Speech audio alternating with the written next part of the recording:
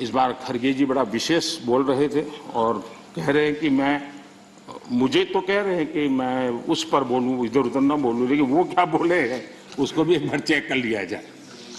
सदन में कहा गया कि कांग्रेस ने भारत की बुनियाद डाली और भाजपा वालों ने सिर्फ झंडा गाड़ दिया।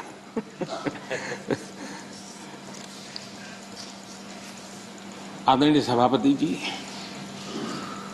ये सदन में ऐसे ही हंसी मजाक में कही गई बात नहीं थी। ये उस गंभीर सोच का परिणाम है और वही देश के लिए खतरनाक है। और वो है, कुछ लोग यही मानते हैं कि हिंदुस्तान 1947 में पैदा हुआ और उसी के कारण ये समस्या होती है। और इसी सोच का परिणाम है कि भारत में पिछले 75 साल में जिसको काम करने का 50 साल मौका मिला था, उनकी नीतियों पर भी इस मानसिकता का प्रभाव रहा है और उसी के कारण कई विकृतियां पैदा हुई है। ये डेमोक्रेसी आपकी मेहरबानी से नहीं है, हमारे कुर्बानी से और आपको 1975 में डेमोक्रेसी का गला घोंटने वालों को डेमोक्रेसी का गौरव प्राप्त।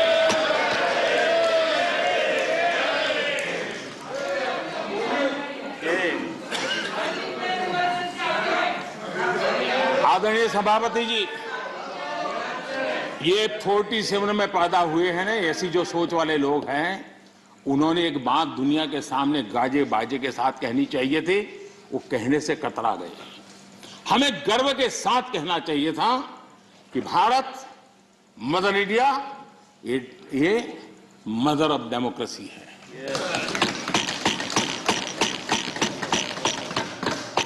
डेमोक्रेसी डिबेट ये भारत में सदियों से चल रहा है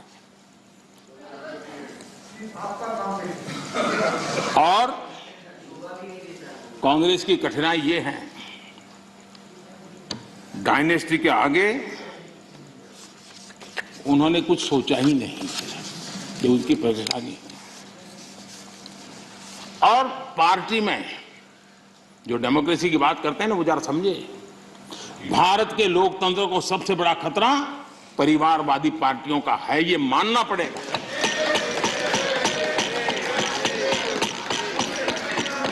और पार्टी में भी जब कोई परिवार सर्वोपरि होता है, तब सबसे पहली कैजुअलिटी, जब पार्टी में भी कोई एक परिवार सर्वोपरि हो जाता है, तो सबसे पहली कैजुअलिटी टैलेंट की होती है।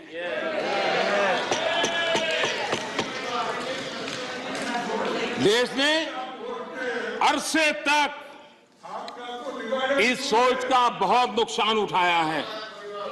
मैं चाहता हूं कि सभी राजनीतिक दल लोकतांत्रिक आदर्शों और मूल्यों को अपने दलों में भी विकसित करें, उसको समर्पित करें और हिंदुस्तान की सबसे पुरानी पार्टी के रूप में कांग्रेस इसकी जिम्मेवारी ज्यादा उठाए।